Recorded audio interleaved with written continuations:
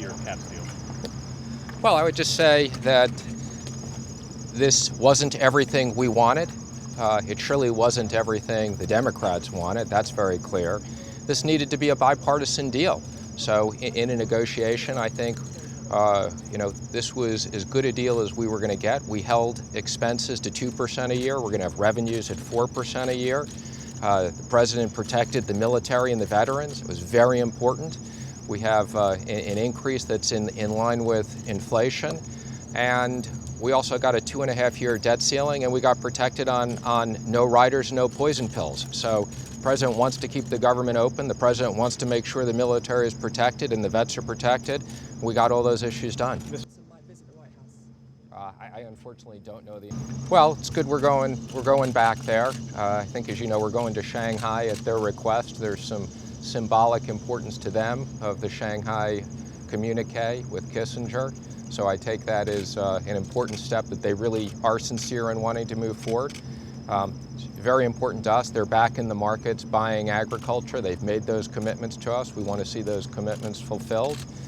My expectation is there'll be a few more meetings before we get a deal done. So I wouldn't expect we'll resolve all the issues, but the fact that we're back at the table at the direction of the two presidents is important. So then let me ask. He couldn't be more pleased with the. I think we had the expectation coming out of the G20 that negotiations would start again. We had 2 calls. I think, as we've said before, calls are important, but really they're no substitute for in-person. China came here last time, so it was our turn to go back. So I think it was really just a question of scheduling issues. And my expectation is there'll be a follow-up meeting back here shortly thereafter, assuming things go as we expect them to be.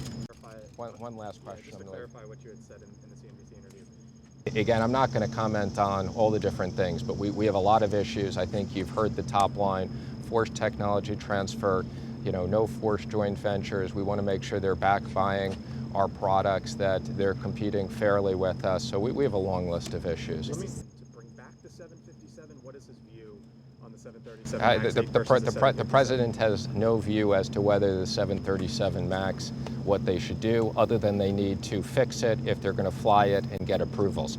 I think, as I said, the president likes the 757. He thinks it's a great line. Whether they want to do that in addition to or anything else, but obviously that's up to Boeing to decide. But I think the most important issue is Boeing's a very strong company. They got a lot of cash flow. They got to fix this issue so that we are sure that it is safe. Thank you, everybody. Thank you, sir. Appreciate it.